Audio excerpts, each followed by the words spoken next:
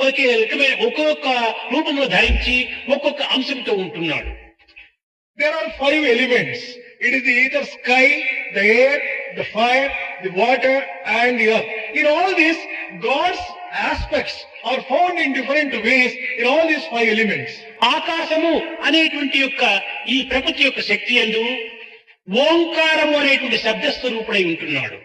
In sky, it is in the form of sound of Omkara. God is శబ్దమునకు residing. ఆధారము, శబ్దమునకు నిలయము ఆకాశమే. The basis and the foundation for the sound is Akasha, the కనుక sky. ప్రణవ స్వరూపం అనేటువంటిది ఆకాశము నుండి ఆవిర్భవించినటువంటిది. This sound of Pranava has emanated from sky. వాయువు ఇందులో ఒక జీవశక్తి ఇమిడి ఉంటున్నది. The next is air. There is the power of life in this. అదే ఆక్సిజన్, హైడ్రోజన్ అని చెప్పిచ్చారు. ఈ ఆక్సిజన్ అనేటువంటిది ఈ గాలి యొక్క స్వభావం యొక్క శక్తియే. The oxygen, which is a life-giving power, it is the కనుక గాలిలో of God. భగవంతుడు కేవలము ప్రాణస్వరూపుడుగా ఉంటున్నాడు. In air, God is living as a form of నిత్య life జీవితంలో itself. ప్రతి వ్యక్తి కూడా నువ్వు గుర్తించేటువంటిది. ఎవరైనా కొంచెం స్పృహ తప్పి పడినప్పుడు కొంచెం దూరం పోమండి అని గాలి విసురుతారు. ఈ గాలి వల్ల ఆ ప్రాణశక్తి అందులోపల ఉద్భవిస్తుందని వీరి యొక్క అనుభూతి. It is common experience that whenever any person is finding it difficult to breathe, he will be made to lie down and it will be fanned in order to provide some air so that he will breathe. That is the గాలిలో significance of భగవంతుడు life. ప్రాణశక్తిగా ఉంటున్నాడు.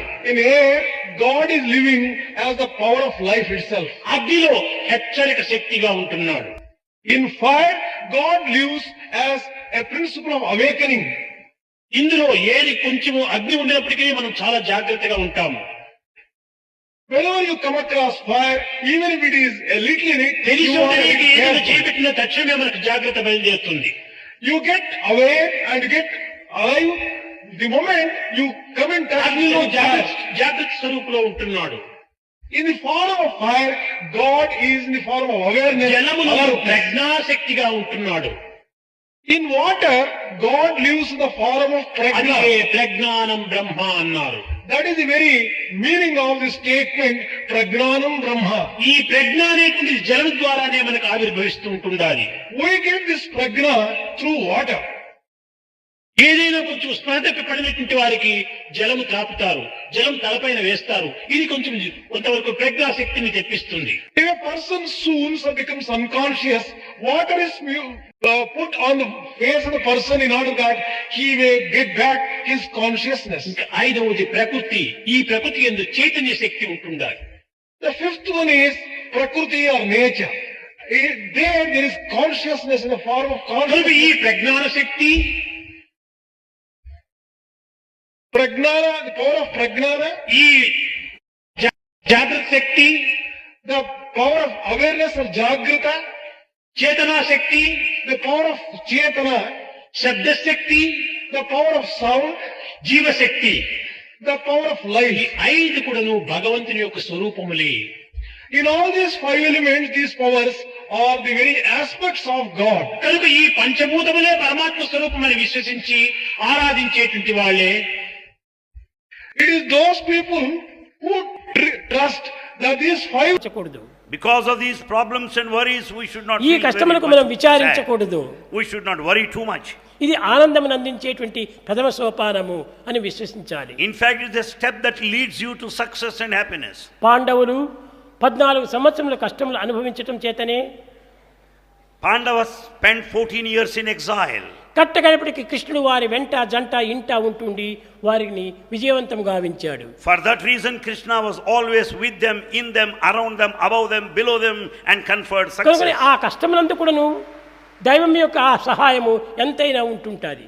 In times of difficulties, God will stand behind you and help you. కనుక ఆనాటి పాండవులంతా కూడాను first God, Pandavas considered God in the first place. Next world, Next comes the world. Third I And third eye. అని వారి దాన్ని వారు వెనుక పెట్టుకున్నారు. In fact, they kept this eye at the first end. God, God comes first. ముందు భగవంతుని పెట్టుకొని Keep God ప్రపంచమును first. వెనుక పెట్టుకొని నేను అనేటువంటి అహంకారాన్ని మరింత వెనుకకు పెట్టారు. Keeping God in the first place, they kept behind I, the ego. కానీ కౌరవులు చేసినటువంటి పని ఏమిటి? What is that Kauravas did? First I, They kept I in the Next first word. place. Next word. Last God. And they kept God at the end, last. కనుకనే భగవంతుని వెనుకకు పెట్టారు. They kept God at the end. కనుకనే వారు అపజయాన్ని పొందారు. Therefore they lost the battle.